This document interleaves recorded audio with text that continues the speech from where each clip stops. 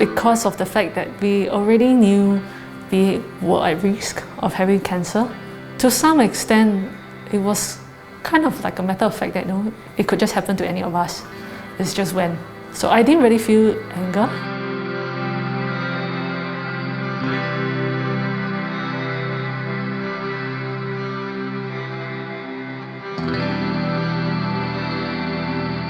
When my dad works late into the night, I wouldn't be able to sleep until he came home.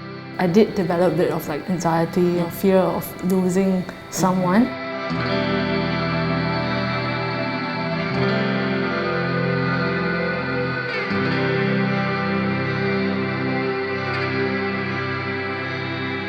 It was tough to see your loved one physically change in appearance, as well as going through symptoms that only he alone could feel.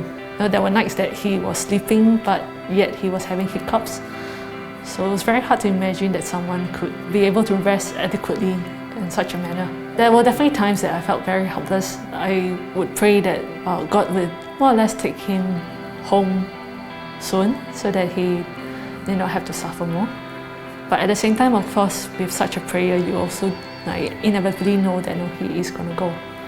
So that's really a lot of mix of emotions that goes through my mind. Grief is definitely natural. We will definitely grieve the loss of a loved one. However, I tried to focus on the positive. His sufferings have ended and he has moved on to a better place.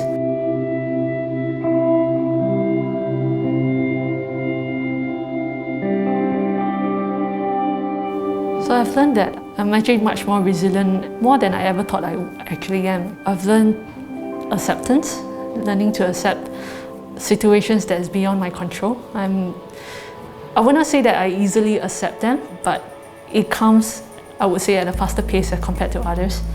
I learned to adapt and to always strive to look at the positive aspects of the situation that I'm in. When my brother was more ill, I was essentially caring for him with my dad. We were taking turns. I was still working. Even the thought of wanting to just have some time for myself, just to go out for a breather, there is a bit of sense of guilt, well, my loved one is actually kind of suffering. I shouldn't really be enjoying. But I do know and I do understand now that it's still important for me to take care of myself. If not, I will not be able to continue being able to care for my brother. I often find myself reinforcing this fact to my patients, caregivers, to remind them that they still have to be mindful of themselves, mentally, emotionally, physically. They can't keep pressing forward without resting.